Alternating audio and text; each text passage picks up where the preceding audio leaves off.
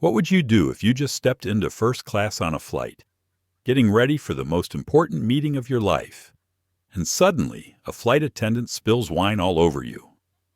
That's exactly what happened to Marcus Taylor, a young black CEO on his way to close a multi-million-dollar tech deal. In just a split second, his brand new suit, his critical documents, even his laptop ruined. But Marcus didn't yell. He didn't lose his cool. He just sat there, quietly watching and planning. Flight attendant Lydia Carter made it painfully clear who she favored white passengers. Meanwhile, Marcus's eyes locked onto two people, Henry Collins, the CEO of a rival company, and Emily Park, a journalist. And right at that moment, Marcus knew if he played this right, everything could change. So the question is, will Marcus's calm be enough to turn this humiliating moment into a strategic advantage? Or will he become just another victim of prejudice and hidden power dynamics at 30,000 feet? If you're curious how Marcus turns what seemed like a minor accident into a turning point that could reshape an entire industry, make sure to like, share, and subscribe. Because this story will make you rethink power, fairness, and how we respond when we're underestimated. Marcus Taylor, the young CEO of a rising tech security company, had just stepped into first class on a flight from LaGuardia to San Francisco. He was dressed in a freshly tailored navy suit, polished shoes, and carried a briefcase filled with crucial documents. This was a defining day as meeting with Aerotech would determine the future of his company and maybe even shift the entire industry he'd devoted his life to. But the moment Marcus found his seat, subtle things started to feel off. Flight attendant Lydia Carter moved through the cabin, wearing a half smile, one that never quite reached her eyes. Her gaze lingered warmly on a few white passengers, while she barely gave Marcus a dismissive glance before turning her full attention elsewhere. Marcus quietly inhaled, reminding himself to stay calm. He'd been through too many moments of bias and prejudice to react on impulse. When Lydia reached Marcus's row to serve drinks, she didn't even bother to steady the tray. Whether it was carelessness or something deeper-rooted, red wine spilled across his suit jacket and over his documents. The glass clinked against the table. Not loud, but sharp enough to catch everyone's attention. Dozens of eyes in first class turned toward Marcus. Most were white. Some offered a sympathetic nod. Others simply glanced away. A wave of anger burned in Marcus' chest, a natural urge to stand up, demand an apology, maybe even lash out. But he didn't. Instead, he took a slow, steady breath, looked Lydia in the eye, cold, composed. He knew that if he reacted emotionally, it would only feed into the unspoken power structures waiting to dismiss him. So instead, his fingers quietly pressed a tiny button on the micro camera hidden in his tie, a habit from years of corporate battles. The entire incident was now being recorded. It wasn't just self-protection, it was strategy. Marcus knew that if this played out the right way, this could become evidence not just of discrimination, but of something bigger. He knew Lydia wasn't acting alone. She was just one link in a chain of system inside national airlines that had faced multiple discrimination complaints, yet had done little to change. Marcus didn't stay calm just because he was used to this. He stayed calm because he understood power. As he scanned the cabin, he saw Henry Collins, the CEO of his rival company, seated just one row away, completely unaware of what had happened as he read his newspaper. A few seats farther sat Emily Park, a well-known tech journalist, quietly editing notes on her tablet. In that moment, Marcus saw it opportunity. If he handled this right, this accident could unravel hidden networks of influence, ones no one ever talked about. Lydia, flustered but trying to act unfazed. Handed him napkins with a rehearsed apology. Marcus simply smirked, brushing off his soaked jacket without a single complaint. He didn't want a scene, but his silence sent a message louder than any argument. You don't get to diminish my worth. Inside the humming cabin, time seemed to slow. Passengers whispered. Eyes flickered toward Marcus. He wasn't sure if they understood the depth of what was happening, but he did. He thought of every time he'd been underestimated, the boardrooms where he had to prove himself twice as much. The calls ignored, the deals delayed, all because of who he was. And now, in first class, with red wine dripping from his suit and dozens of eyes watching, Marcus realized something. This moment could change everything. He held in his hands a rare kind of leverage, the kind born from being underestimated. One smart move, one calculated decision. And this wouldn't just be about defending himself. It could spark a conversation about corporate culture, accountability, and the way this industry treated black CEOs. He pressed the camera button one more time. His eyes followed Lydia as she moved on to serve others. No anger, no rush, just quiet power. Everything was being recorded, every word, every glance, every choice. As the plane lifted into the sky, Marcus sat still, focused on the deal waiting ahead, while his mind stayed razor-sharp, tracking every detail, every person, every potential shift in the air. A spilled glass of wine, a moment of disrespect, but also a turning point. So now the question is, if you were Marcus Taylor, what would you do? Would you explode in anger, or would you use intelligence and turn insult into strategy, right before stepping into first class? Marcus Taylor had already gone through a morning filled with pressure, but also with unwavering determination.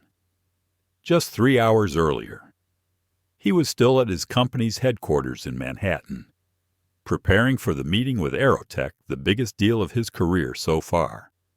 The navy blue suit he was wearing was freshly pressed, every stitch inspected more than once. He flipped through every page of his documents, reviewing numbers, identifying Aerotech's strengths and weaknesses, and finalizing the strategies he planned to present. Marcus wasn't just a young CEO. He was someone who had endured judgment and doubt simply because of his skin color. In his early 20s, he'd been overlooked in meetings, underestimated, even ignored in critical conversations, just because he was young, black, and ambitious. Those experiences shaped him, teaching him one defining lesson in business: intelligence, preparation, and sharp observation will always outperform emotional reactions. That morning, like every important day, Marcus began with his ritual, double-checking every document, running through hypothetical scenarios, and preparing backup plans for each one. He glanced out of his office window, watching Manhattan glow under the morning sun, the heartbeat of a city that taught him how to read people, anticipate moves, and transform challenges into opportunities. He remembered the first major conference he ever attended. An investor had asked him, "Are you sure you have enough experience to lead a cybersecurity company?" The question carried doubt, not just about his skills, but his age and his race. Marcus didn't get angry. Instead, he answered with data, proof of completed projects, successful partnerships, and his leadership decisions. By the end, the investor wasn't just silent. They were convinced. That moment became his rule for life. Calm intelligence beats prejudice and impulse every time. And this morning was no different. Marcus meticulously prepared everything from pitch materials to digital tools for his presentation.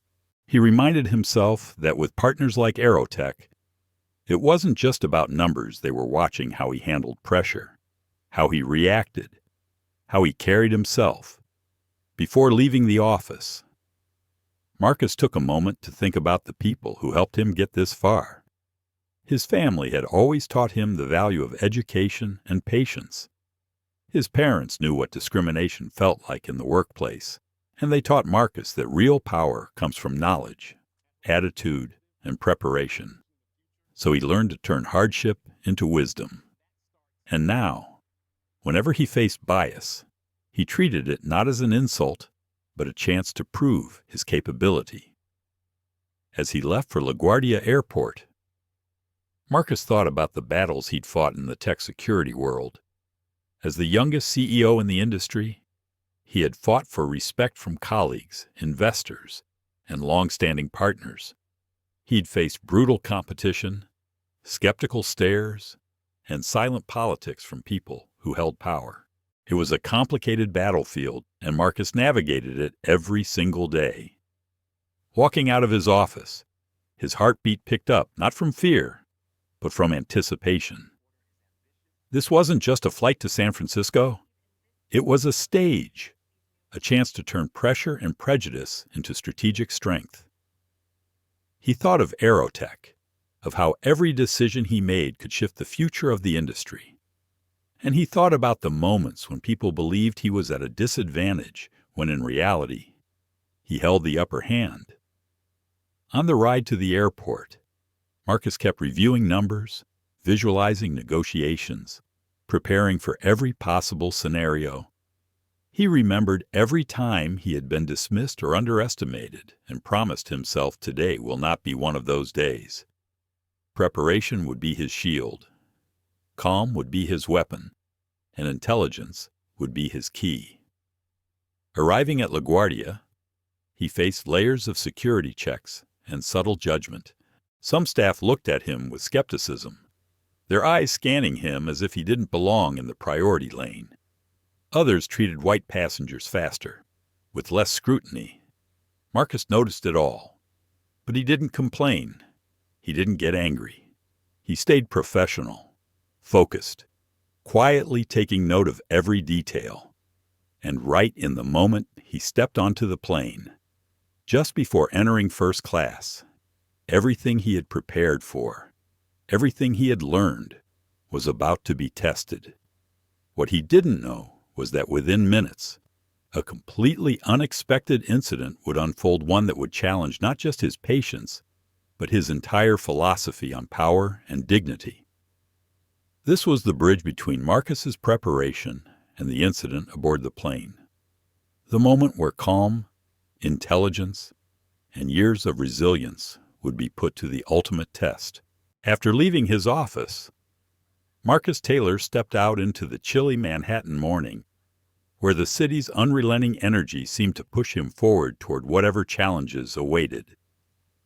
The car took him toward LaGuardia Airport, and every mile reminded him of the long fight he had endured to prove his worth in the cybersecurity world, a place where doubt and prejudice still moved quietly beneath the surface. He thought about his Navy suit, the documents he had checked countless times, and the importance of staying calm in any situation. From the moment he entered the security checkpoint, Marcus noticed familiar signs of subtle discrimination, signs he'd seen far too many times. Some officers looked at him longer than necessary, their eyes scanning him with a quiet suspicion. It wasn't new, young. Black CEOs like him were often subjected to extra checks, asked to unzip their bags, open their laptops, step aside for additional screening. But instead of getting irritated, Marcus took a deep breath and kept his composure. He knew patience and professionalism were a kind of power, especially in moments when others tried to undermine him. As he walked, Marcus paid attention to everything around him, the glances from passengers, the soft airport announcements, the rush of people dragging suitcases and tapping on tablets. He reminded himself every small reaction, every look, every tone, revealed something about people and invisible power. Through the car window earlier, he had seen skyscrapers shimmering in the morning light, New York in motion. endlessly alive. A reminder that this world never stops moving, and only those who balance intelligence with emotion can lead and survive. When the car rolled to a stop near the departure terminal, Marcus stepped out with firm, unfaltering steps. He grabbed his luggage, checked his tech devices one last time, and mentally braced for the security process ahead. He had been pulled aside before. He had waited longer. He had gone through unfair bag checks without complaint. Those moments didn't make him bitter. They trained him. They taught him to observe, to record, to turn injustice into information. Standing at the security line, Marcus discreetly pressed on the micro camera hidden in his tie, something he'd done for years. It wasn't about mistrust. It was about being prepared. He watched how security officers treated other passengers, their gestures, their expressions, their pace, even the courtesy in their voices. Marcus knew that noticing details like these was how you survived the quiet, unspoken forms of bias, things no one ever admitted, but everyone could feel. He also noticed the environment around him, the tense parents, kids running around, families hauling oversized suitcases. He listened to quiet sighs, snippets of conversations, even the subtle changes in tone from employees. Every little detail, to Marcus, was a clue about how the world works, who holds power, and who doesn't. And recognizing those patterns was the reason he could remain calm and make smart decisions, even in hostile situations. As he moved through the scanners, a security officer hesitated, eyeing Marcus's laptop and asking him to open every compartment in his bag. Marcus didn't argue. He didn't roll his eyes. He simply smiled, complied, and observed. He knew that anger would only cloud judgment and hand control to someone else. Intelligence, composure, and preparation. Those were his weapons, waiting for the airport shuttle to take him to the gate. Marcus's mind wandered back to the past, to the countless times he had to prove his worth simply because of his skin color. The skeptical stares, the meetings where he had to repeat himself to be taken seriously. The deals delayed for reasons no one said out loud. Over time, those moments became his training. They gave him sharp instincts and an unshakable calm, the very things he was relying on now. The shuttle turned toward the boarding area. Marcus stood in line, eyes distant but mind sharp. He told himself every challenge, every unfair glance, every extra screening, they weren't obstacles. They were preparation for what was coming next. And what waited next was a moment that would test everything: his patience, his intelligence, and his ability to turn disrespect into power. With every observation and every calculated breath along the journey, Marcus stepped onto the plane with a calm unlike any other, ready for an unexpected moment that would make most people explode in anger. But for him, it was something different. It was an opportunity to prove the power of intelligence and preparation. With all the preparation and silent observation throughout the journey, Marcus Taylor stepped onto the plane with a calm, steady presence. He gently pulled his carry-on behind him and paused for just a second, taking in the first-class cabin. On the surface, it was quiet, peaceful, even. But Marcus noticed something he'd seen 100 times before: the invisible hierarchy in how people treat one another. At the front of the cabin stood the head flight attendant, Lydia Carter, a white woman in her mid-30s, perfectly styled makeup, and that familiar half-smile. The moment her eyes landed on Marcus, something flickered just for a fraction of a second. It was small, almost unnoticeable, but Marcus saw it. A little suspicion, a little judgment, a little disrespect. "Good morning, sir," Lydia said. Her voice was flat, missing the warmth she had offered the white gentleman in the front row just seconds earlier. Marcus simply smiled, said nothing, and quietly found his seat. He placed his suitcase in the overhead compartment, folded his coat neatly, and sat down. Beside him sat an older businessman, the same one Lydia had just greeted warmly, asking if his champagne was the right label. Marcus glanced around and began noticing the subtle but obvious shifts in Lydia's behavior. With white passengers, her tone was soft, her smile brighter, her posture open. But with him, she did only what her job required, nothing more. A few rows ahead, a familiar face caught Marcus's eye. Henry Collins, CEO of Securit Technologies, his biggest competitor in the cybersecurity industry, and the man he would soon face in the Aerotech deal.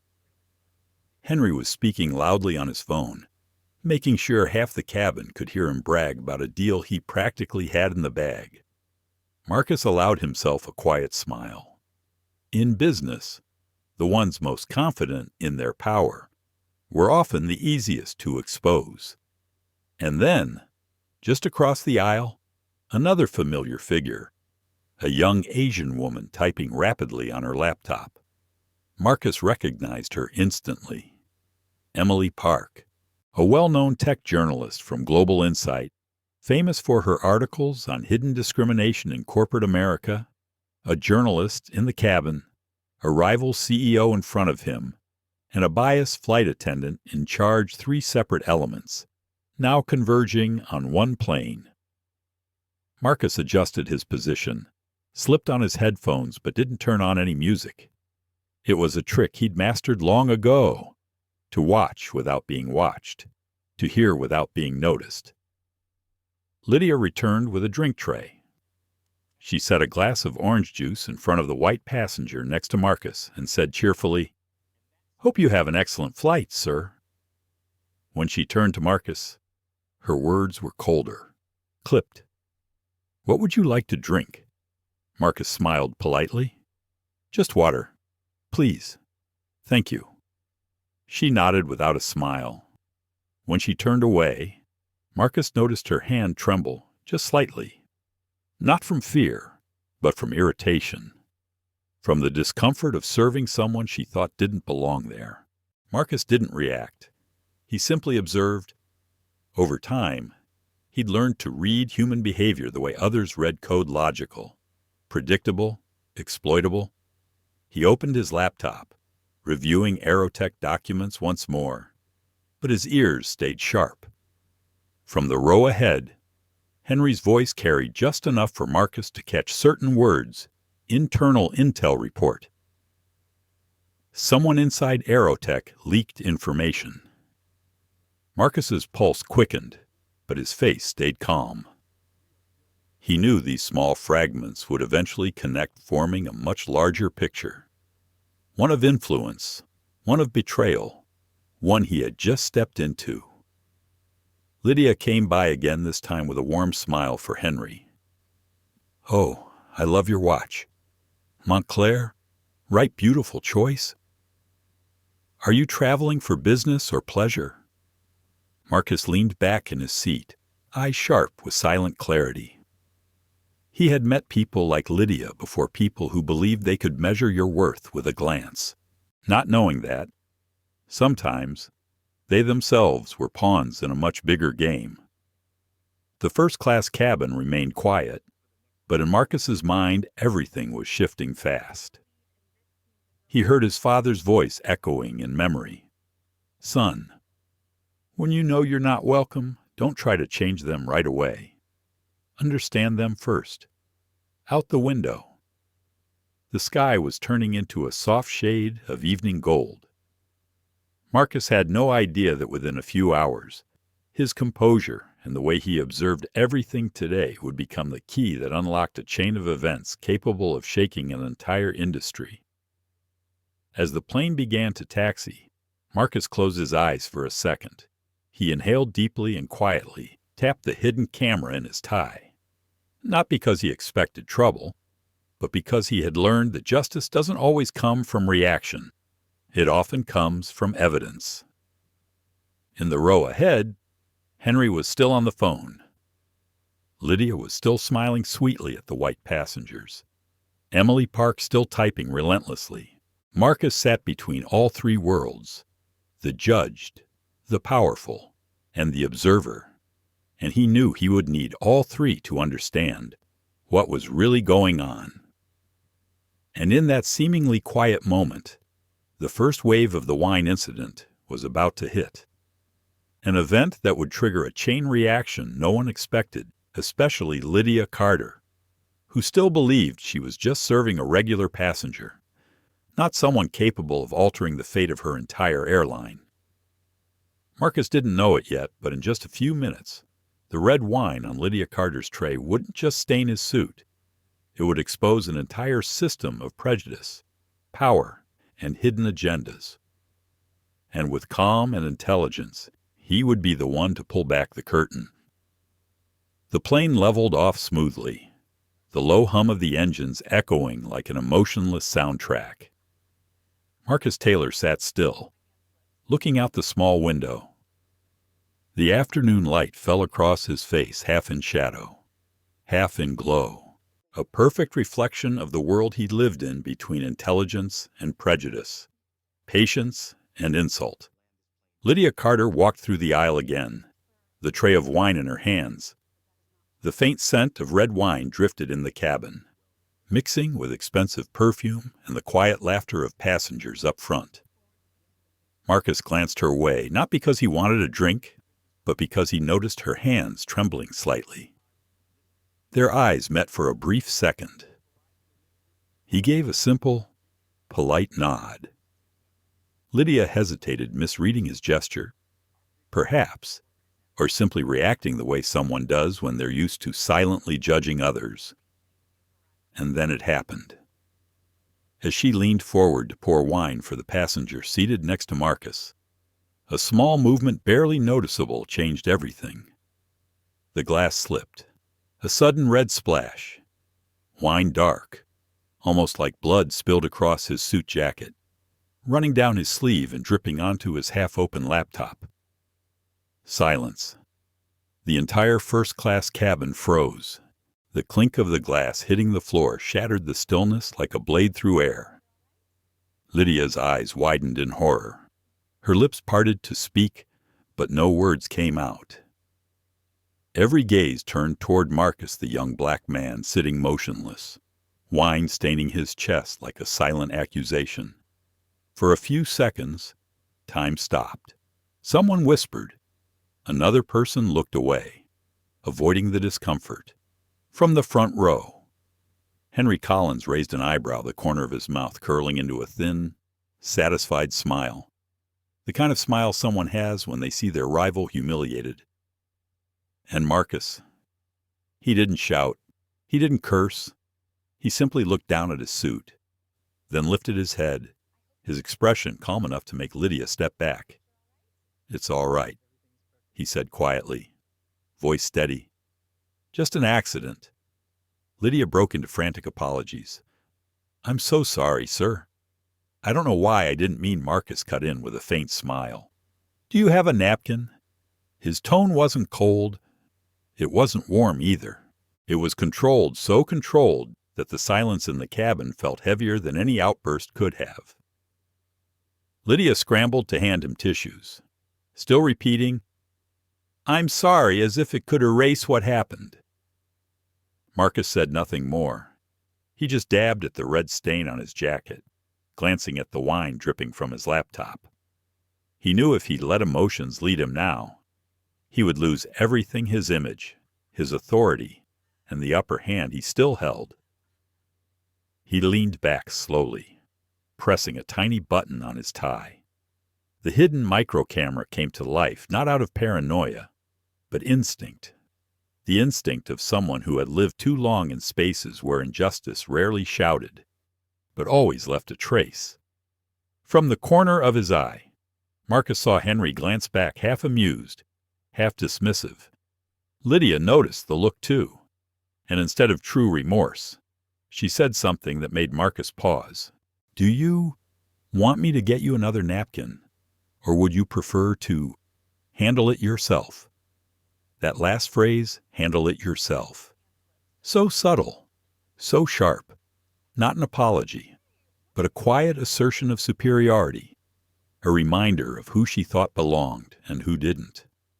Marcus looked up at her, not with anger, but with the eyes of someone who knew exactly what game was being played and someone who knew she had just made a mistake she couldn't take back. "No need," he said slowly. "Thank you." He turned away, pulled out his own handkerchief, and continued cleaning up. His silence said more than any confrontation could. Lydia froze, unsure whether to stay or step away. Behind them, Emily Park, the journalist, had seen everything. With a trained eye for subtle injustices, she began typing into her notes app. To her, this wasn't just a spilled drink. This was a snapshot of how power, bias, and perception still ruled modern society. Marcus finished wiping the wine, closed his damaged laptop, and set it aside. He didn't argue. He didn't demand compensation, because in his mind, the strategy was already forming. He didn't know who Lydia Carter really was, but he knew one thing: every word, every reaction, every glance was now caught on camera. And sometimes, truth doesn't need to be shouted. It only needs to be seen. He leaned back, reopened his Aerotech documents on his phone. Calm, almost unnaturally calm.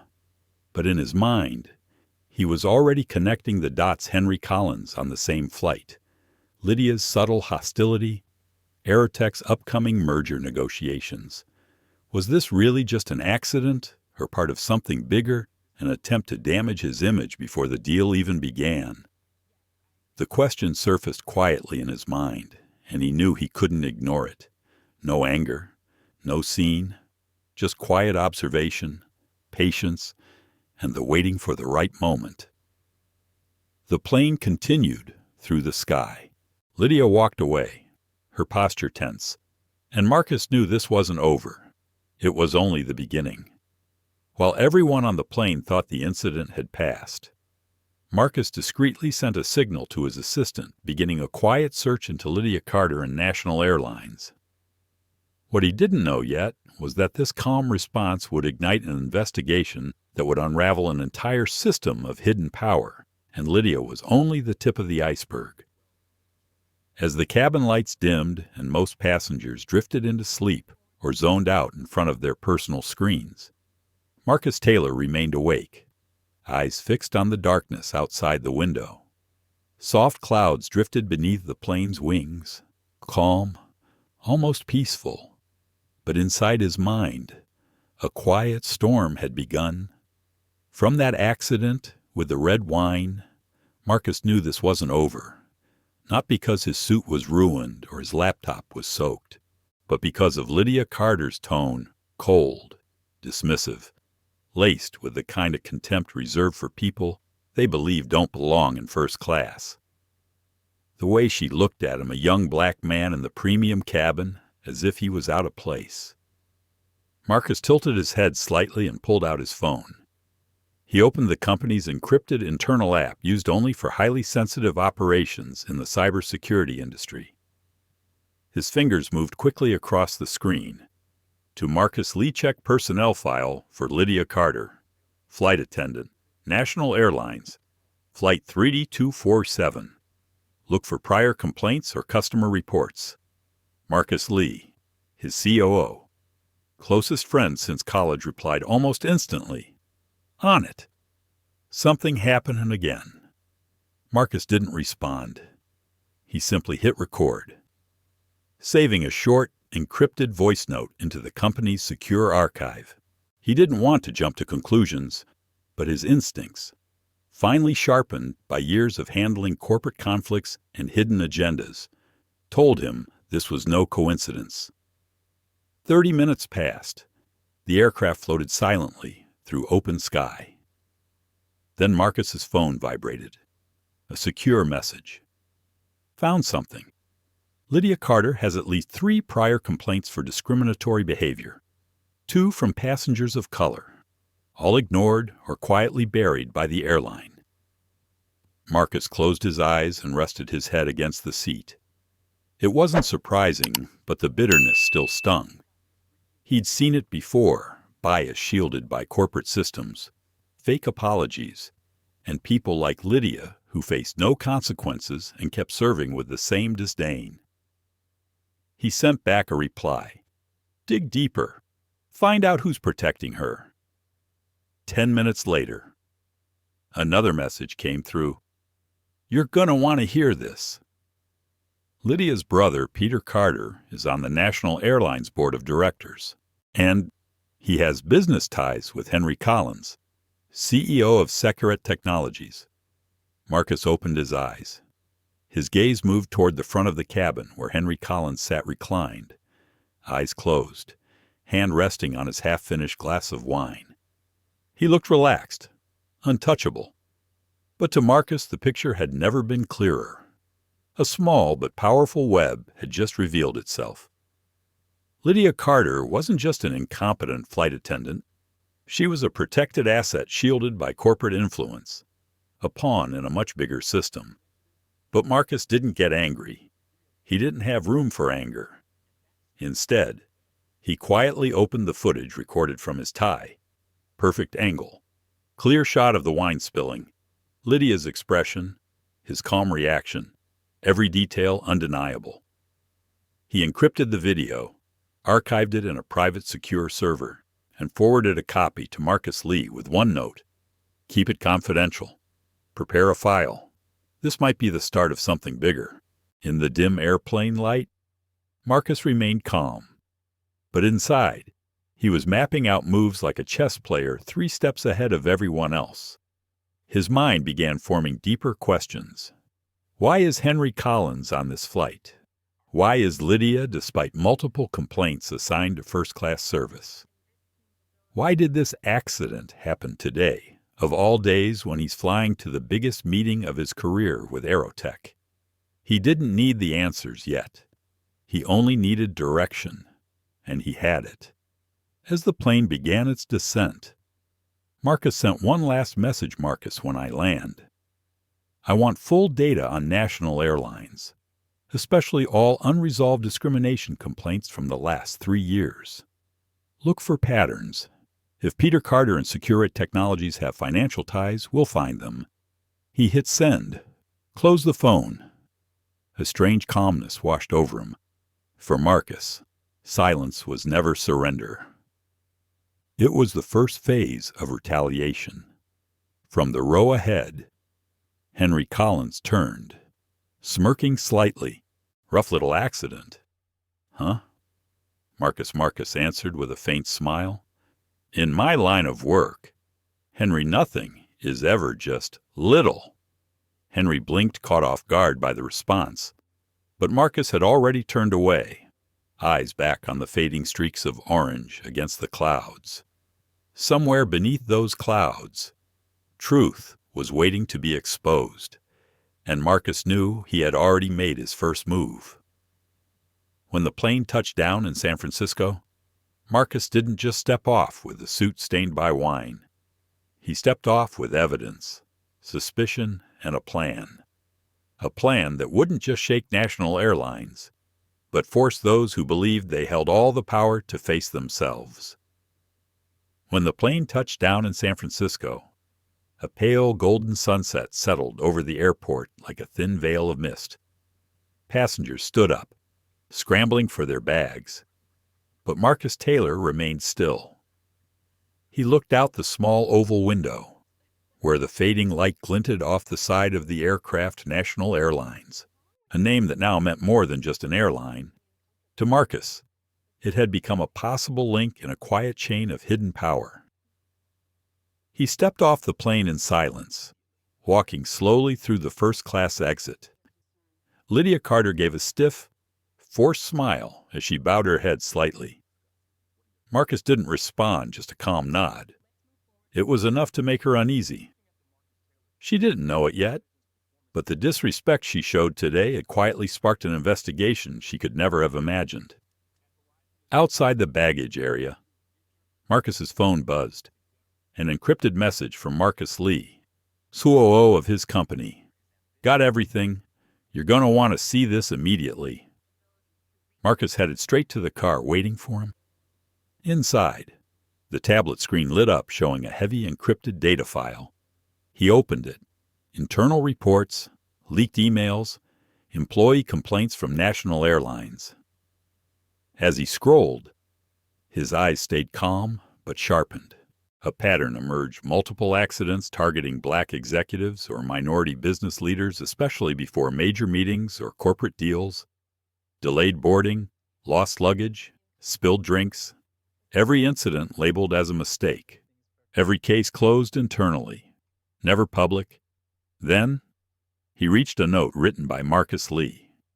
One name keeps showing up: Peter Carter, Board of Directors, National Airlines. He's been protecting employees from disciplinary action. Also, he holds indirect shares in Securate Technologies through Collins Trust, owned by Henry Collins. Marcus stopped scrolling. The pieces clicked into place.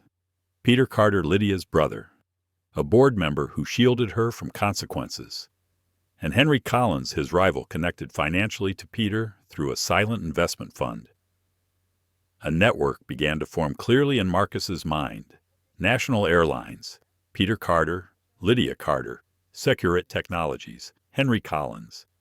A chain not built on chance, but privilege, influence, silence. Marcus leaned back, exhaled slowly. He'd seen prejudice before, but this wasn't random anymore. This was a structure designed to quietly undermine young black CEOs like him. Each so-called incident, a missing suitcase, a condescending tone. A red wine spill was crafted to create one image: unprofessional, emotional, not fit to lead. Lose your temper once and the media would pounce. And someone like Henry Collins would whisper to investors, "See, Marcus Taylor isn't ready for aerotech." Marcus understood now. This wasn't about a flight attendant's mistake. This was a strategy. He opened a video call with Marcus Lee. His friend's face appeared tired, but energized. "You've seen it all." "Right." Marcus nodded. "I did. And I need one more thing. The financial transaction records between Collins Trust and National Airlines. If there's money moving, I want to know when and how much." Marcus Lee smirked slightly. "What are you planning to do?" Marcus looked out the car window, voice steady. Let them build their own downfall. He knew he couldn't just expose Lydia. She was just the finger pressing the button. He needed the full picture, an entire system of corporate racism disguised as policy and professional conduct. If he did this right, this wouldn't end with one person getting fired. It would shake the foundation of the system that allowed it. The car drove toward his hotel for the aerotech meeting the next morning. Marcus kept taking notes, connecting each event like lines on a map. He thought of Lydia, the look in her eyes when the wine spilled. Not surprised, not guilty, certain that nothing would happen to her. Marcus sighed. Not from defeat, but from clarity. People like her weren't always evil. They were shaped by a system that convinced them their behavior was normal, protected, untouchable. But Marcus also knew systemic problems don't change by anger alone. Sometimes, change begins with something as simple as a glass of red wine. As he arrived at the hotel, another encrypted file appeared on his tablet, a chart money flowing from Collins Trust to a shell company called Aero Consult, directly into Peter Carter's personal account, under Executive Advisory Services. Marcus smiled quietly. And that is the proof. He uploaded all data to the secured company archive with triple-layer encryption. From this moment on, Marcus wasn't just a target of discrimination. He was the one holding the key to expose the entire machinery behind it. Standing at the hotel window, he watched San Francisco's skyline shimmer under the nightlights. Towers glowed in gold and silver, beautiful, but almost artificial, just like the corporate world he was fighting. Marcus didn't want revenge on Lydia, or even Henry. He wanted light, so the darkness had nowhere left to hide. When dawn rises over San Francisco, Marcus knows he won't just walk into a business meeting. He'll walk into a battle where truth and intelligence will face power and prejudice. And this time, the man they underestimated will be the one holding all the power. Marcus Taylor barely slept that night. After gathering all the evidence linking National Airlines, Secure Technologies, and Peter Carter, he knew he was holding a double-edged sword. Part of him wanted to expose everything immediately to show the world how prejudice and power quietly work together. But another part of him understood timing mattered just as much as truth. He stood by the hotel window, watching San Francisco in the early dawn. The skyline slowly turned gold, sunlight glinting off the bay waters. Inside him was silence, not the silence of weakness, but the silence of someone who had seen too much and learned to strike only when the moment is right.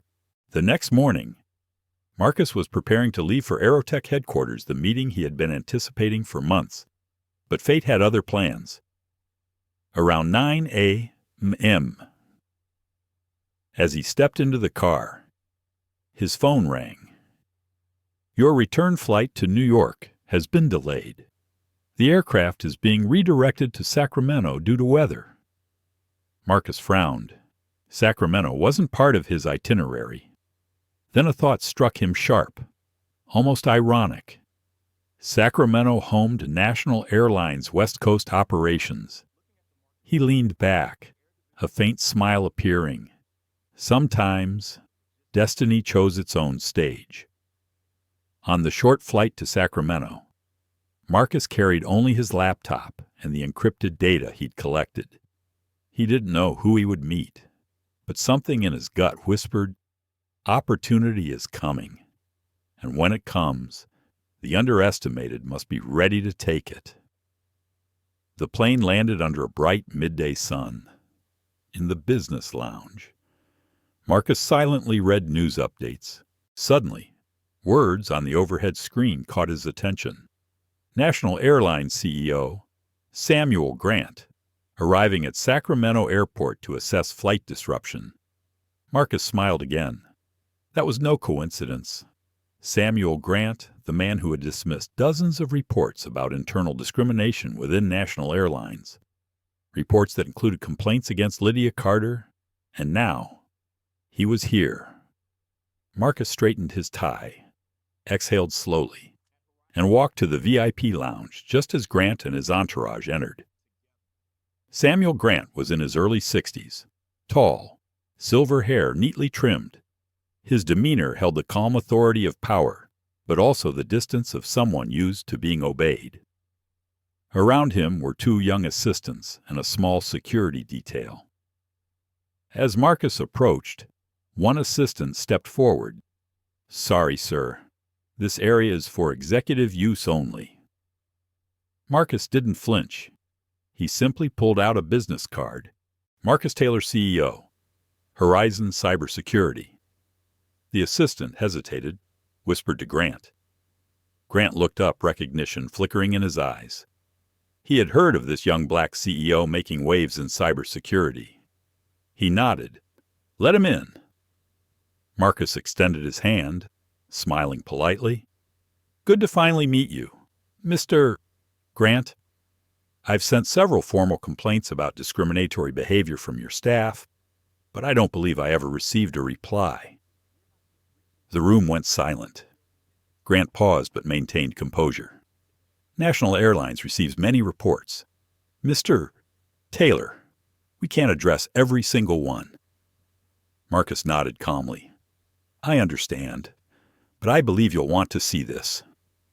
He opened his laptop. The video began playing the moment Lydia spilled the wine. Her dismissive reaction and Marcus's calm response. No commentary, just truth. Grant leaned in. His expression shifted from polite detachment to uneasy tension. Marcus then opened a second file, a financial map connecting Collins Trust, Peter Carter, and National Airlines. His voice was quiet, but precise like a scalpel. Mr. Grant, I don't believe you're aware that one of your board members, Peter Carter, has been shielding certain employees. In return, he's receiving payments through Secure Technologies via Collins Trust, controlled by Henry Collins. They use small incidents to undermine young black CEOs during major deals. Silence. Grant looked at Marcus bewildered. Almost shaken? Do you have proof? Marcus tapped the screen. Transaction logs? Signed authorizations? Dates? Yes. And more than you might expect. Grant leaned back. For the first time. He looked tired. I never imagined this could be happening inside my own company. Marcus replied softly but firmly. Sometimes, the people at the top are too far away to hear those at the bottom. But once truth is placed in front of us, we all have a choice. Protect power or protect people? Grant was silent. He stared at Marcus as if seeing something he had long forgotten what leadership was supposed to be. The conversation lasted nearly an hour. Marcus didn't attack. He didn't demand.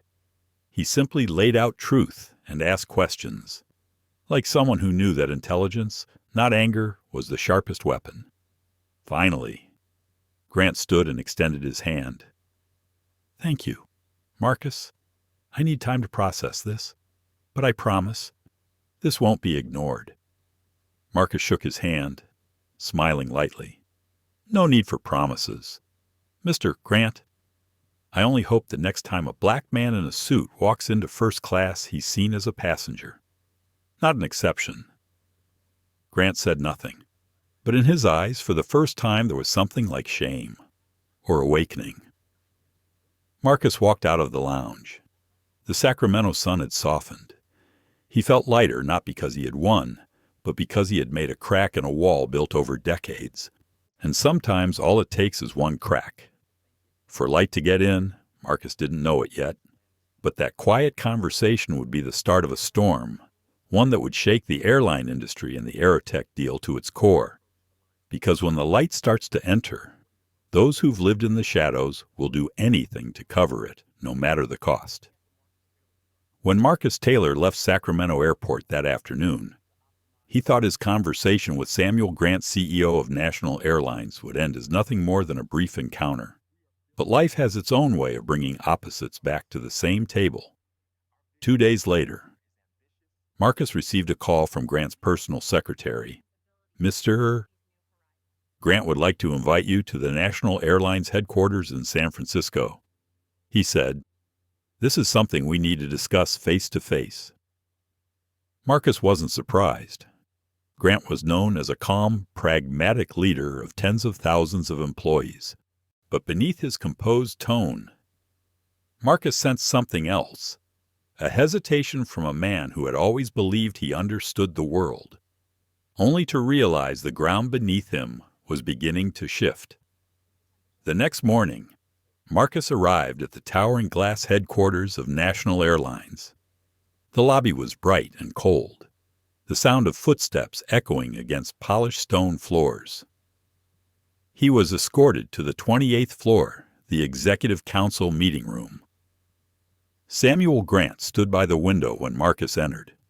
The sunlight cast across his face, wealthy, powerful, nearing his 60s, but today he looked like a man staring at his own conscience. Marcus, thank you for coming, Grant said softly. Thank you for inviting me, Marcus replied, placing his leather briefcase on the table. Calm, clear, unwavering, Marcus didn't waste time. He opened his laptop and displayed a neatly organized set of files: emails, financial statements, internal memos, employee complaints, Each piece of data appeared like a slice of truth, cold, sharp, undeniable. Grant stared in silence. Marcus let the moment breathe. He wasn't there to pressure, but to let the truth speak for itself. "Here," Marcus said, pointing to a document, is Collins Trust, controlled by Henry Collins. And this money transfers to AeroConsult, which is actually a front for Peter Carter, your board member. AeroConsult receives executive advisory fees. But there is no service, no contract, no deliverable. Grant's brows furrowed. Marcus continued, voice steady. In the last 14 months, AeroConsult received $2.8 million. During the same period, 3 black CEOs from different tech firms, each one a potential competitor to Securit Technologies, experienced small incidents involving national airline staff, all right before major meetings or business negotiations. Marcus lifted his gaze, looking straight at Grant. And now, I'm the 4th. The air thickened. Grant's hands tightened around the armrest. He looked at the numbers, then the screen, then at Marcus. The defensiveness faded. In its place, something rare. Shame. You're saying my company has been used, Grant asked, voice low. Marcus shook his head gently. No, sir. I'm saying your company has been turned into a weapon, and worse people like me have paid the price for that silence. He paused, then played the video recorded on the plane. Grant watched Lydia Carter, her tone, her look, her words. You can handle it yourself, can't you? And Marcus silent, composed wine staining his suit. When the video ended, the room fell into heavy silence. Marcus closed his laptop. I didn't record that to get someone fired. I recorded it to prove this isn't about one person. It's a system that survives because people keep saying, it was just an accident. Grant stood, turning his back to Marcus, hands in his pockets as he looked out the window. The sunlight made it hard to see his expression. Was it regret or fear of a scandal? Finally, he spoke. Marcus, I can't deny any of this. But what do you expect me to do if this goes public? National airlines will face investigation. Stocks will crash. Thousands of employees could lose their jobs. Marcus gave a slight smile, not mocking. Just tired. I've heard that sentence more times than I've heard, I'm sorry. Real justice is never cheap. It only feels expensive to those who've lived comfortably in silence. Grant turned back, meeting Marcus's eyes not as adversaries, but as 2 men standing on different sides of the same truth. What do you want to do? He finally asked. Marcus pulled a folder from his case and slid it across the table. I don't want a lawsuit. I want reform. This is a proposal, an internal equality monitoring program, mandatory bias training, an independent reporting system, and an external audit council including human rights organizations. If National Airlines agrees, this doesn't go public, because real change doesn't start in court. It starts in the minds of those with power.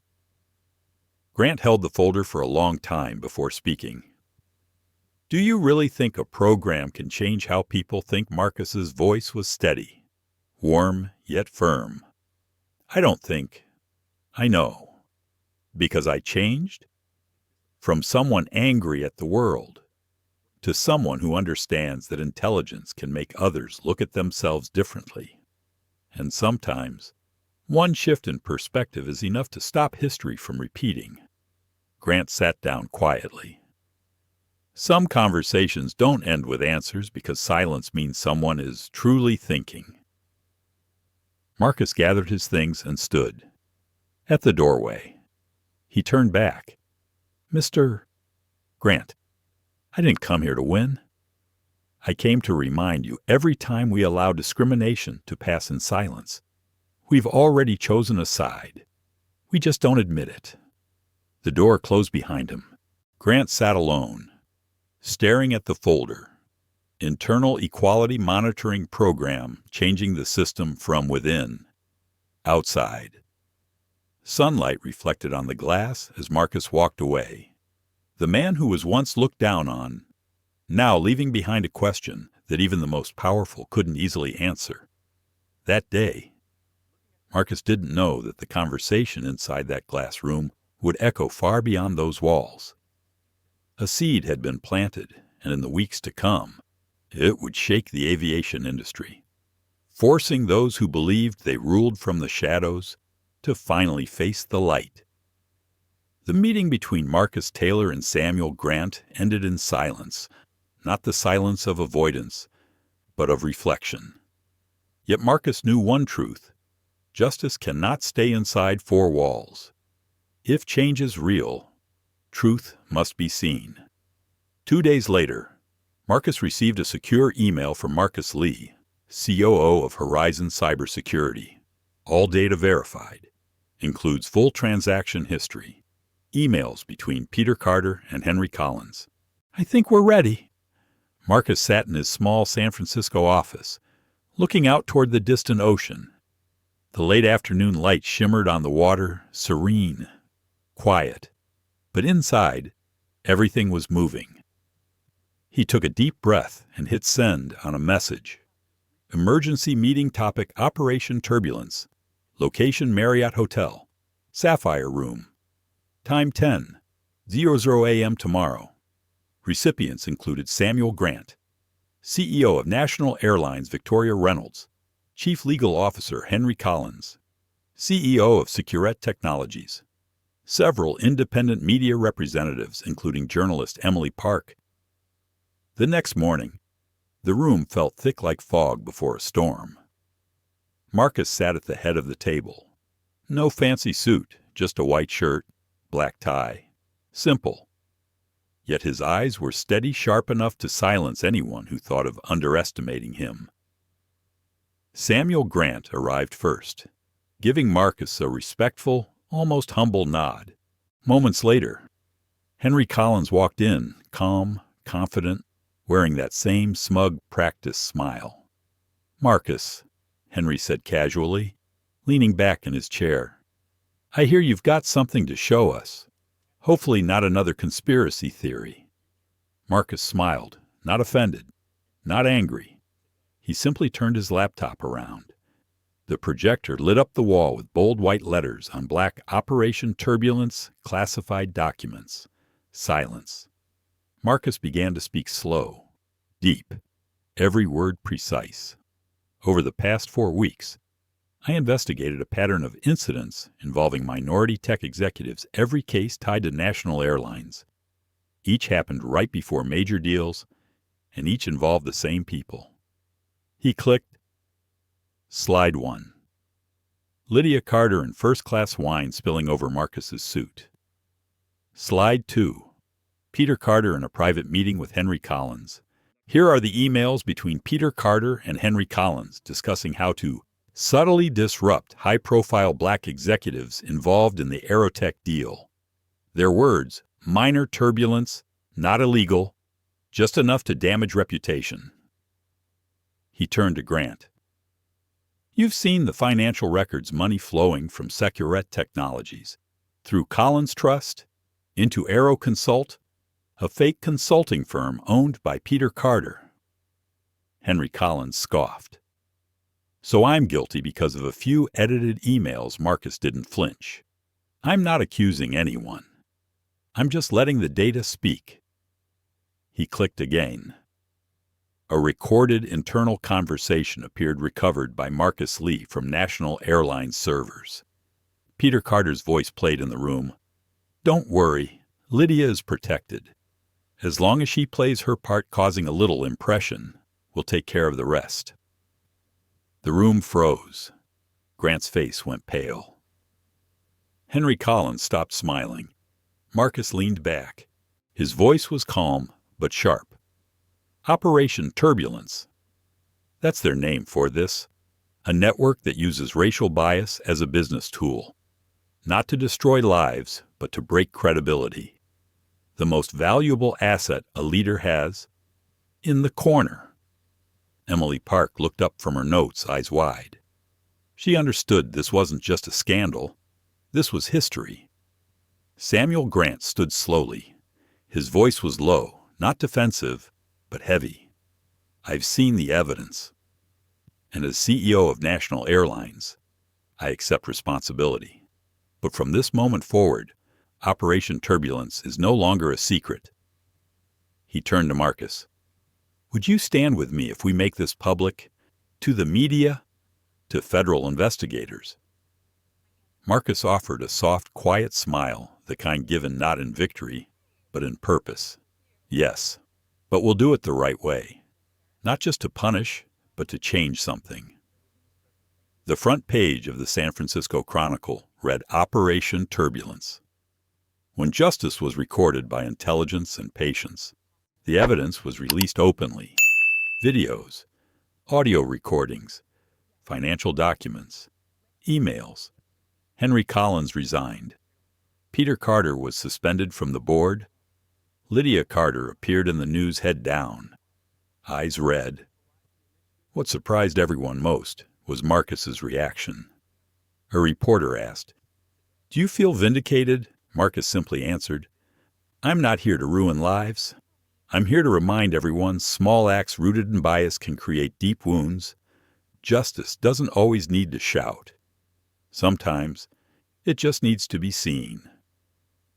The story spread across America. Business magazines called it a moral turning point in corporate leadership. Universities added it to crisis management and ethics programs. On social media, millions shared Marcus's photo with the caption, "The man who stayed calm and changed the game." But Marcus didn't feel like a hero. He just felt lighter. He'd learned calm can be more powerful than anger. Intellect can do what authority cannot. But as justice began to ripple across the country, Marcus knew something important. Every ending is just the beginning of another chapter. Because real change isn't in the scandal itself, but in what people choose to do after. And National Airlines was about to prove that. 2 weeks after Operation Turbulence went public, the air in San Francisco still hadn't settled. Newspapers, news channels, podcasts, social media all were full of analysis, outrage, and admiration for Marcus Taylor, the man who chose intellect over anger. But to Marcus, this wasn't the ending. It was only the beginning. Because a system doesn't change just by exposing the problem, it also needs healing. On Monday morning, Marcus walked into the lobby of the Marriott Hotel with his legal team.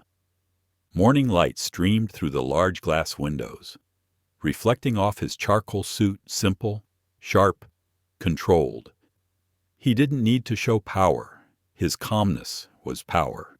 Inside the conference room sat Samuel Grant, CEO of National Airlines. Beside him, Victoria Reynolds, the company's chief legal officer, and a few interim board members. On the opposite side were Marcus Taylor and Marcus Lee, COO of Horizon Cybersecurity, and in the corner, quiet, almost shrinking into her seat, was Lydia Carter, wearing a cream-colored blouse, face tired, eyes avoiding contact. The room was tense. Grant began, voice low. "Marcus, thank you for agreeing to meet. I think it's time we talk about how to fix this." Marcus nodded. His voice was soft, but firm. "I'm not here to blame anyone.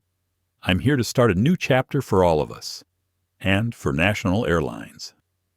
He placed a thick binder on the table. Printed on the cover, Corporate Culture Reform and Internal Equality Program. Victoria Reynolds, sharp-eyed and experienced, flipped it open. "Mr. Taylor," she said calmly, "are you aware this could cost the company tens of millions to implement?" Marcus smiled slightly. "Ms.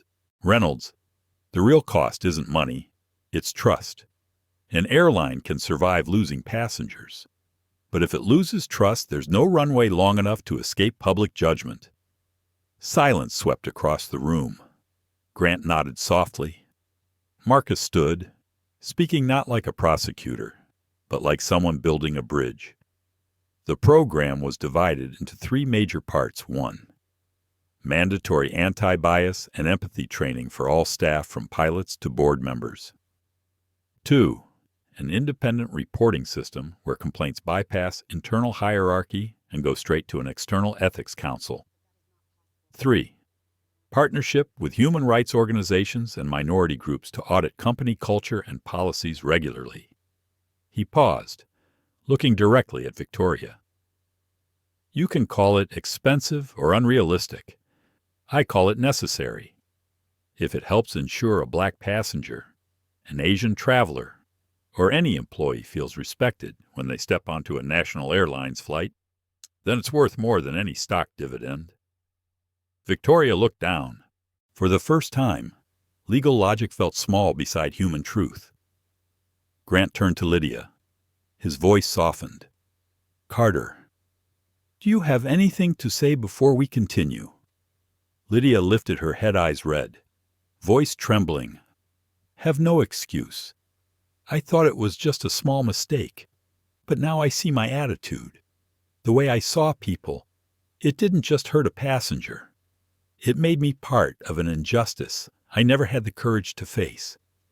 She swallowed hard. I'm sorry, Mr. Taylor. I'm not asking for forgiveness, just a chance to make things right. Marcus looked at her not with anger, not with pity, just with the quiet recognition of someone who had once been judged and chose not to become the same. Forgiveness doesn't mean forgetting, he said softly. It means believing people can be better than they were yesterday. The tension in the room faded. Grant looked at Marcus not as a man holding evidence, but as a man holding a truth many leaders had forgotten. Victoria stood. Mr. Grant, as legal counsel, I recommend we accept the full reform program, not to protect ourselves, but to survive. Grant nodded, exhaling. I agree. And I want Marcus Taylor to join us as an honorary advisor for this program. Marcus paused, slightly surprised, then smiled. I don't need a title. I just need to know that one day, when a person of color steps onto a national airlines plane, they won't feel like they have to prove they belong there. The meeting ended with handshakes not cold, but sincere. As Marcus turned to leave, Lydia approached quietly. Thank you for not destroying me with anger, she said softly. If more people were like you, the world would be easier to breathe in. Marcus shook his head gently. No, Lydia, the world breathes easier when each of us takes responsibility for the air we create. When Marcus stepped out of the Marriott, the late afternoon sunlight filtered through the trees. He felt lighter, not because he had won, but because he had witnessed something rare.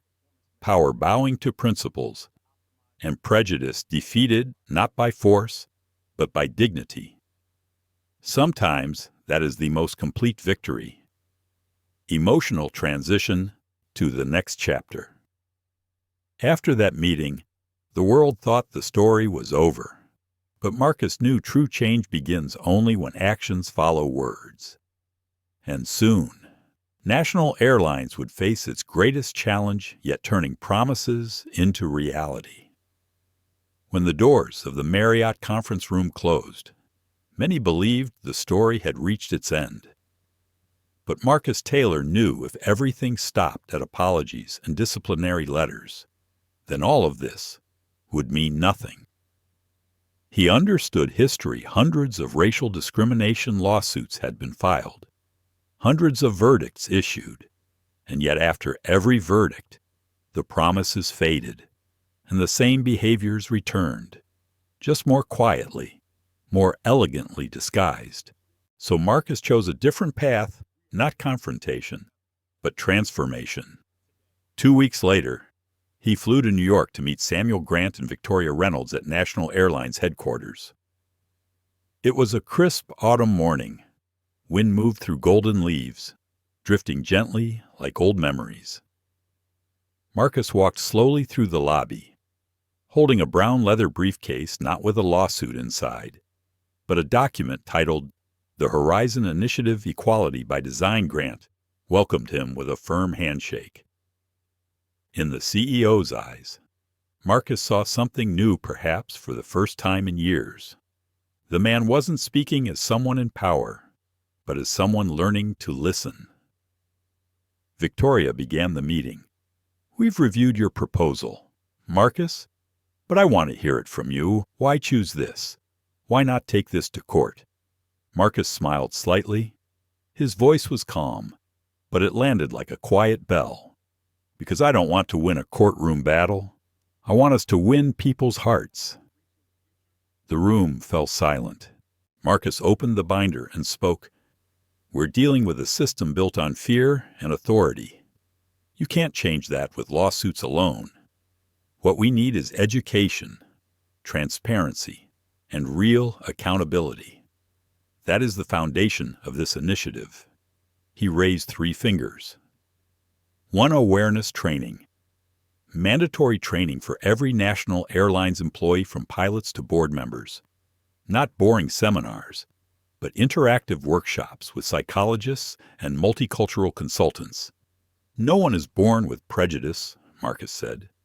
"Society teaches us to categorize. If we want change, we must start with understanding, not blame." Grant nodded quietly. He'd seen many anti-bias campaigns fail because they were built on guilt, not hope. Transparent Reporting System, a new digital platform, developed with Horizon Cybersecurity. Any employee could anonymously report discrimination, harassment, or abuse sent directly to an external ethics board, bypassing management.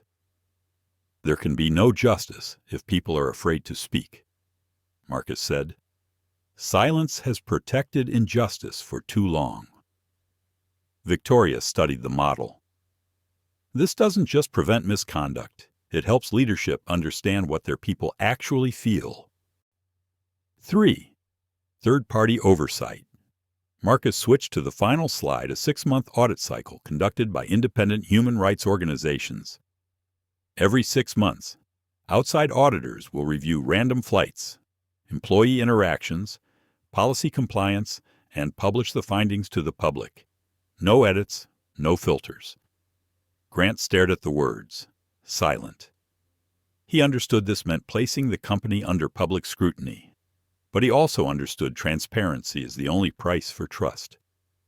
Grant walked to the window, looking at the traffic below like time slowly flowing. "You know, Marcus," he said softly, "when I was younger, I thought running a company meant managing risk. But now I see the hardest thing to manage is conscience." Marcus smiled gently. "Fortunately, conscience doesn't require laws to work, Mr. Grant. Just people brave enough to face the mirror." A soft laugh swept the room, not relief, but agreement. National Airlines officially announced the Horizon Initiative. At the press conference, Samuel Grant stood beside Marcus Taylor and Victoria Reynolds. No excuses. No PR spin.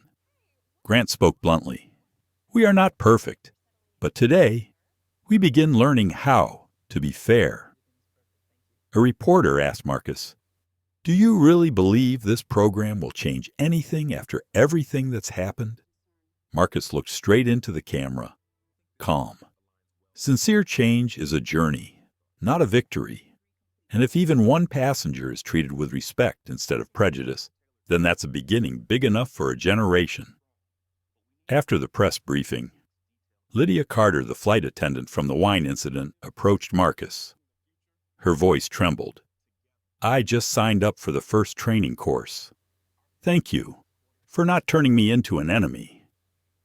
Marcus shook her hand gently. "Don't thank me. Lydia, thank yourself for choosing to look back and change." Their eyes met not as victim and offender, but as 2 people learning how to start over. No one expected the Horizon Initiative to become a blueprint for major airlines worldwide. But at that moment, For Marcus Taylor, success wasn't the goal, faith was. Faith that calm can overpower anger, and that quiet courage can change an entire system. 3 months after the Horizon Initiative officially took flight, the atmosphere inside National Airlines headquarters was no longer the same.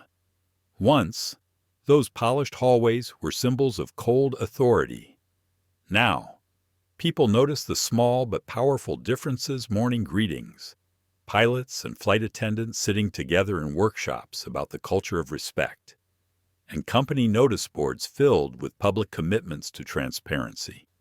No one said it aloud, but everyone felt it. Something was changing, not from the top down, but from the inside out.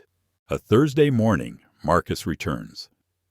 Marcus Taylor arrived at National Airlines headquarters at the invitation of CEO Samuel Grant. The same conference room where tension once filled the air now carried a different presence. Soft lighting, a small vase of flowers, and a wooden plaque that read, "Integrity takes flight su Shin Truk Katkan." Grant stood by the window, watching planes take off on the runway. He smiled as Marcus entered. "You see, I listen to you. Every morning, I look at the runway and ask myself, do I still have the courage to learn something new today?" Marcus smiled gently. "That question is what keeps you young, Grant." They shared a laugh. But behind Grant's smile, Marcus sensed reflection, perhaps even vulnerability. Then Grant spoke. "Slowly, Marcus, I've decided to step down. Victoria Reynolds will take over as CEO next month." Marcus was silent for a moment, then nodded. He wasn't surprised. He knew sometimes true leadership means stepping aside for someone who can fly further. Grant continued, "I've been in this industry more than 30 years. It took me too long to understand that success isn't about numbers, it's about people. You helped me remember that. I'm not leaving in defeat. I'm leaving behind a company I can finally trust." Marcus looked at him with genuine respect. A man who can bow before his own mistakes wins a battle far greater than any title. A new beginning leadership transition. That afternoon, a simple but emotional handover ceremony was held. Victoria Reynolds stepped up to the podium, microphone in hand, her voice steady yet warm. Today is not just a change in leadership. It is a promise that National Airlines will continue to fly, not only in the skies, but in the hearts of people. We will never forget the lesson of the Horizon. Initiative respect is not policy, it is identity. The entire room stood and applauded. In the front row, Marcus and Grant exchanged a glance. No words were needed, just the silent connection between two men from different worlds, one shaped by power, the other by pain, meeting at the point of awakening. An email Marcus didn't expect a week later. Marcus received an unexpected email. Sender Lydia Carter. It was short. "Mr. Taylor, I wanted to thank you. I just completed the first Horizon Initiative training course. Next week, I'll return to work not as a flight attendant, but as a trainer for new employees. I'll tell them my story and yours. Respectfully, Lydia." Marcus sat in silence for a while. He remembered that day on the plane, the red wine spilling over his suit, Lydia's cold eyes, and his own silence. He chose not to react back then. Now he understood that silence didn't just save him, it saved someone else's soul. 3 months later, internal reports showed complaints of discriminatory behavior dropped by 72%. Experimental Horizon routes flights staffed by multicultural crews received the highest passenger satisfaction ratings in company history. On social media, customers shared photos of National Airlines staff holding hands under a new slogan, "Respect is our destination tontrong lajik gen sua chung toi." Grant, though retired, remained as an honorary ethics advisor. Victoria Reynolds, now CEO, successfully secured the merger with Aero Systems. This time with a strict ethics clause, all partner companies must prove active equality and cultural accountability policies. Marcus was invited to the signing ceremony. As applause echoed through the hall, Grant leaned toward him and whispered, "You know, Marcus, sometimes justice isn't a verdict. It's when people learn to be kinder." Marcus smiled softly. "And kindness is never weak." At the end of the day, after everyone left, Marcus stood alone on the top floor, looking at the city lights. San Francisco shimmered below tiny golden stars in an urban sky. He knew the road ahead was long. The Horizon Initiative was only the beginning. But for the first time, he did not feel alone. People who once failed, once judged, once ignored reality were now standing beside him, helping write the next chapter. And in a world overwhelmed by noise and hate, Marcus Taylor had proven one thing, that intellect and empathy can echo louder than anger or accusation. But Marcus's story didn't end there. A year later, he was invited to speak at the Global Technology Summit, not about data or cybersecurity, but about the security of the human spirit. Because eventually, he understood the most enduring form of justice doesn't live in courtrooms, but in the way people choose to treat one another.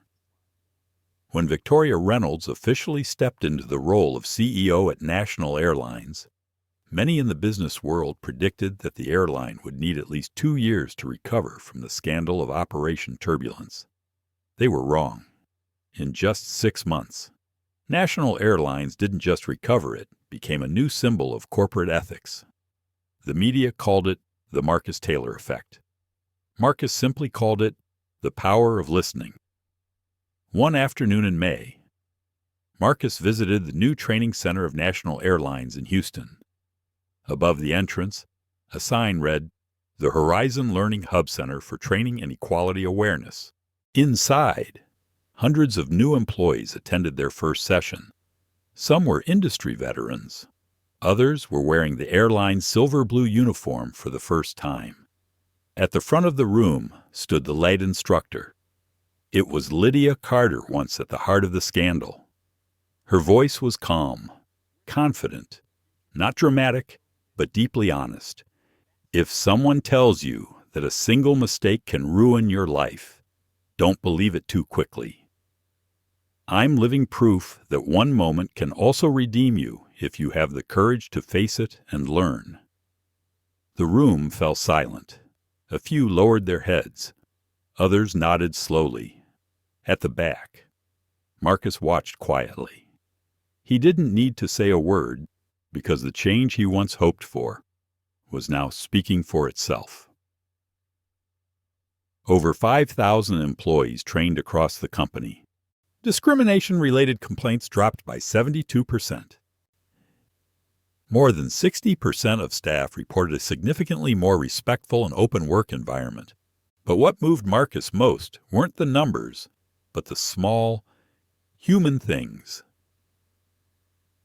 A flight attendant from India said it was the first time in 10 years she felt safe using her real name instead of an American nickname. A middle-aged white pilot admitted he never understood white privilege until after the training. Marcus realized these small truths were the real evidence of progress. Horizon Cybersecurity. Marcus's company and National Airlines began deeper collaboration. Together, they developed an AI-driven fairness monitoring system designed to detect bias in customer service and HR decisions before it escalated. It wasn't just technology. It was a form of artificial empathy, a digital conscience built into corporate structure. Forbes wrote, Marcus Taylor has shown that AI isn't just a business tool. It can become the moral compass of a company. The impact spread across industries. Corporations like Aero Systems, Ameritech, and Skylinks adopted similar initiatives. CEOs who once doubted Marcus now publicly admitted, "We learned more from Marcus Taylor's humility than from any leadership seminar." 1 year later, At the Global Technology Summit in Chicago, Marcus stood before thousands of CEOs, journalists, students. He told the story of that flight, not as a scandal, but as a lesson in choosing wisdom over anger. His voice was calm, but every word landed. When that glass of red wine spilled on me, I had two choices: react for satisfaction or stay silent to understand more deeply. I chose the second, not because I was afraid, but because real justice doesn't need to shout. It only needs to be seen. The audience rose and applauded. In that moment, Marcus realized his journey had come full circle. From someone dismissed to someone proving that calm can create revolutions. That evening, Marcus received a message from Victoria Reynolds. Tomorrow we're hosting the first Horizon graduation ceremony. They've started calling it Wings of Respect. They want you to present the final certificate. Marcus simply replied, "I'll be there." The next day, beneath warm lights, Marcus stepped onto the stage and handed the final certificate to Lydia Carter. No distance remained between them. She looked at him and whispered, "Mr. Taylor, I learned something sometimes. The person we hurt the most becomes the one who gives us the chance to grow." Marcus smiled softly.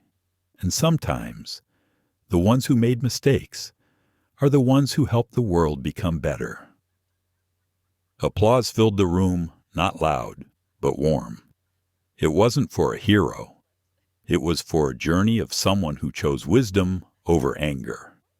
After the ceremony, Marcus boarded a flight back to New York. As the afternoon sunlight reflected on the airplane's wings, he closed his eyes. The world had changed in a year, and so had he. But deep inside, Marcus knew this was still just a journey to find quiet justice, the kind where people don't need to prove they're right. They just need to live rightly.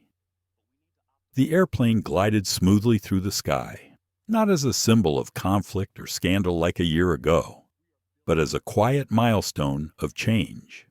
Not just for an airline, but for an entire era, one where people were beginning to understand that respect could never be replaced by rules. Marcus leaned back in his seat and closed his eyes. Faces flashed through his mind. Samuel Grant, the man who stepped down with dignity. Victoria Reynolds, the one who breathed new life into a company. And Lydia Carter, the woman who once made a mistake, now teaching others how not to repeat it. He thought about the journey, how it all began with a spilled glass of red wine, and ended with thousands of people learning how to see one another with kindness. A few weeks later, Marcus was invited to speak at the Global Technology Summit in Washington, D.C. The event gathered over 2,000 CEOs, scholars, and journalists under one theme: human security, protecting the human spirit in the digital age. The host introduced him with solemn respect. Mr. Marcus Taylor, CEO of Horizon Technologies, a man who turned crisis into opportunity and prejudice into a catalyst for change. Marcus walked onto the stage with no printed speech, just a single photograph. The photo showed a moment from that flight 1 year ago. Him sitting quietly, shirt stained with wine, eyes steady. When the applause faded, he began, his voice low. Simple. 1 year ago. I was on that plane when someone did something that deeply humiliated me. But I didn't react. Not because I was weak, but because I knew that if I let emotion decide, I would lose the most important thing, the chance to understand what was really happening. The room grew still. Marcus looked around not as a speaker, but as someone sharing a truth. We talk a lot about cybersecurity, data security, but rarely do we speak about human security, because the world doesn't collapse because of computer viruses. It collapses because of the virus inside people, prejudice, fear, and ego? He paused, letting the silence speak first. Then real security doesn't live in systems or software. It lives in culture and how we treat people when no one is watching. Heads began to nod. Some wrote notes. Others just listened, eyes softening. I don't deny anger. Anger is natural. But if we stop at anger, all we do is break, not build. I chose not to be angry because I believed that wisdom could go further than emotion. And I saw that belief come true when a company once known for discrimination became a symbol of fairness. He turned to the screen. A picture appeared of Lydia Carter, now training new flight attendants. She once hurt me. Now, she's helping make sure no one else gets hurt the same way. That, to me, is real victory. Applause rose not loud, but heartfelt. Marcus smiled gently and continued, We live in a world full of arguments where people believe the louder they shout, the more they'll be heard. But sometimes, the most powerful thing you can do is stay quiet long enough to understand. Because justice isn't always found in the judge's hammer. Sometimes, it lives in a simple choice, the choice not to react. A journalist stood up and asked Mr. Taylor if you could go back to that flight. Would you do anything differently? Marcus smiled, eyes gleaming. No, I would still stay silent. But this time, I'd pack an extra shirt. The whole hall burst into laughter, followed by thunderous applause. In that moment, people didn't just hear a speech, they heard themselves, their own moments of pain, pride, restraint, and the truth that sometimes calm is the loudest answer. As Marcus stepped down from the stage, a woman approached him older, poised. She was the HR director of another major airline. Her voice trembled. It took me 30 years to understand what you just said in 30 minutes. Thank you for reminding us that humanity still has a place in business. Marcus held her hand and replied, Without humanity, business is just a legal way to make profit. With it, it becomes a way to make the world better. That night, Marcus sat alone by his hotel window, gazing at the city lights. A year had passed. He had traveled far from a victim to a guide, from anger to wisdom, from wisdom to compassion. But he didn't feel like a hero. He was just a man who chose to slow down while the world was running fast. Outside, a plane lifted into the night sky, leaving a trail of light. Marcus watched it fade, smiling softly as if recognizing himself in it. A story that began with a fall, but ended in flight. Some lessons in life aren't taught by victory, but by silence. And some justice doesn't come from courts, but from the moment we choose wisdom over anger. Because in the end, true power isn't in what we can do to others, but in who we choose to become after being hurt. There are moments in life that seem small, like a spilled glass of wine, or a dismissive glance, but they can become turning points that change everything. If we choose wisdom over anger. Marcus Taylor's story isn't just about a black man confronting prejudice. It's a reminder to all of us that true power isn't in how fast we strike back, but in how deeply we choose to understand before we respond. In a world so easily swept up by arguments, judgment, and division, Marcus's calm was proof of something profound. Justice doesn't always come from courtrooms sometimes. It begins with how we choose to treat those who've hurt us. From that quiet strength, he didn't just reclaim his dignity. He changed the system and opened the door for thousands of others to be treated with fairness. And that's a lesson for all of us at work, at home, or in the conflicts we face every day. Respond with wisdom, not with ego. Because sometimes, silence at the right moment is the loudest voice we'll ever have. If this story touched you, if you believe the world becomes better when people choose to listen, to forgive, and to act with wisdom, Don't forget to like this video, share it, and subscribe to the channel. Together, we can spread stories that heal, inspire, and awaken the humanity within us all.